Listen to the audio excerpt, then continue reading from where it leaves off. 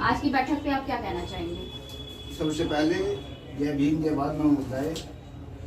मैं सबसे पहले आज की बैठक मैं सहारनपुर से इसलिए आया हूँ कि मैं राष्ट्रीय अध्यक्ष माइनॉरिटी अल्पसंख्यक प्रकोष्ठ से पहले में मिला, ठीक है।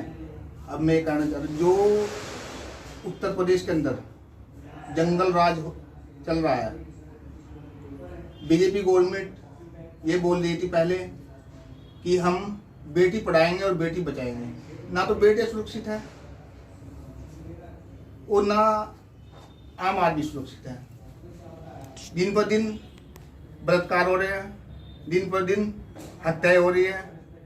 हर आदमी, हर तबके का आदमी दुखी है। किसान दुखी है, मजदूर दुखी है, सब लोग दुखी है। मैं आपके चैनल के माध्यम से बता देना चाहता हूँ, हम ये मनवादी सरकार, ये ब्रह्मवादी सरकार, इस सरकार को हम उखाड़ फेंकेंगे।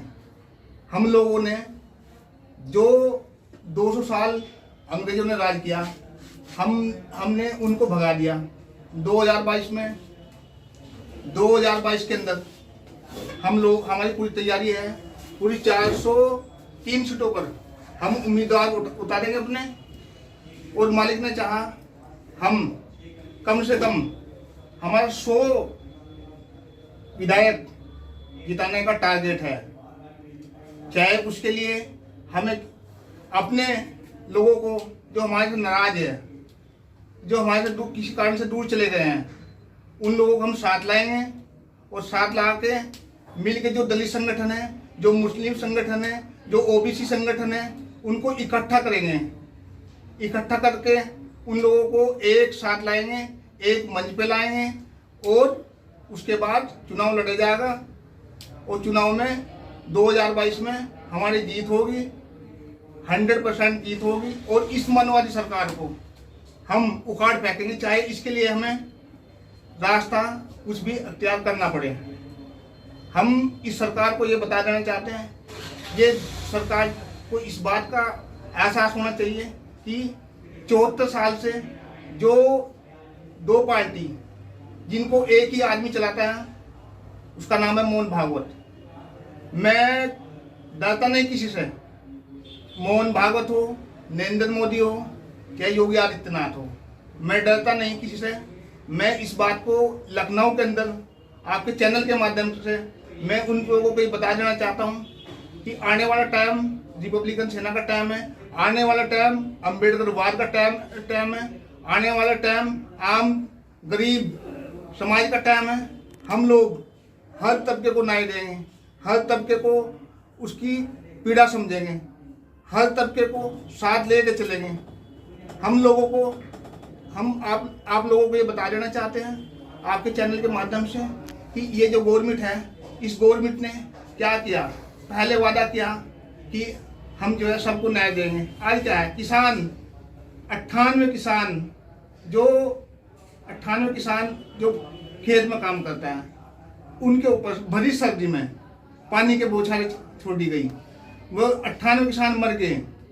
उनको एक भी शब्द किसी एमपी, बीजेपी किसी एमपी एमएलए से नहीं निकल पाया। वहाँ पर जो पत्रकार कवरेज करने के लिए गए, उन पे देशद्रोह का मुकदमा कायम कर दिया गया, उनको जेल में डाल दिया गया। जो लोग वहाँ पे अपना ट्रैक्टर ट्रॉली लेकर आ रहे थे, वे लोग उनके ट्रैक्टरों की हवा निकाल ली गई और उनसे मारपीट करके कम से कम अभी भी 80 किसान जेल के अंदर है।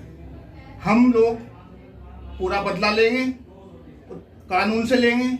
हम ये बता देना चाह रहे हैं इस गवर्नमेंट को कि आगे गवर्नमेंट ये समझ ले, मार्च में 15 मार्च के लगभग अम्बेडकर साहब आ रहे हैं, और हम बता देना चाह रहे हैं कि उस हिसाब से कुछ भी घटना होती है, ये जिम्मेदारी पूरी इस गवर्नमेंट की होगी। और जिला पंचायत चुनाव के लिए हम पूरी तैयारी से हैं और सभी सीटों पे हम चुनाव लड़ेंगे।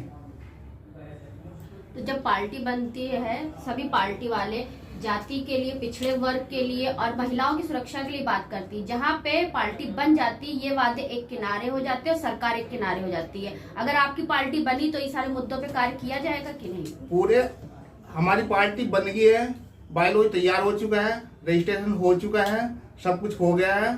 ठीक, हम पहले चुनाव भी लड़े थे 2015 में, टेस्टिंग की थी हमने। हमारे आज जिला पंचायत सदस्य है सहारनपुर के अंदर। अभी हमारे जिला पंचायत हमारा एक एक नेता दल बदलू नहीं है,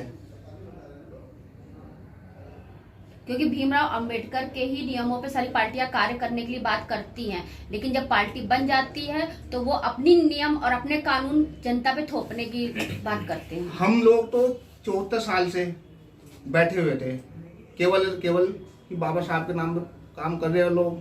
कुछ लोगों ने काम किया, तो 74 साल से आप लोग क्यों बैठे हुए थे? आप लोगों ने क्यों नहीं आवाज उठाई थी उसके खिलाफ? हम 74 साल से इसलिए बैठे थे कि कुछ लोग बहन जी काम कर रही थी, उसके बाद और कुछ दलित संगठन काम कर रहे थे। अब उनके बस की बात नहीं रही है, इसलिए हमको आना पड़ा। और हम ये नहीं कि उसका आदमी है ये या उसका आदमी है, हम उनके वंशज, बाबा साहब के ओरिजिनल पोते माननीय अन्नाराय अंबेडकर साहब। ये पार्टी उन लोगों ने 1952 में रजिस्टर की थी, अब 2014 में रीओपन की है, और हम इसको पूरे भारतवर्ष में फैलाएंगे। और शुरुआत जो है हम लखनऊ से करते हैं, लखनऊ से उत्तर प्रदेश से करते हैं शुरुआत। जय भीम।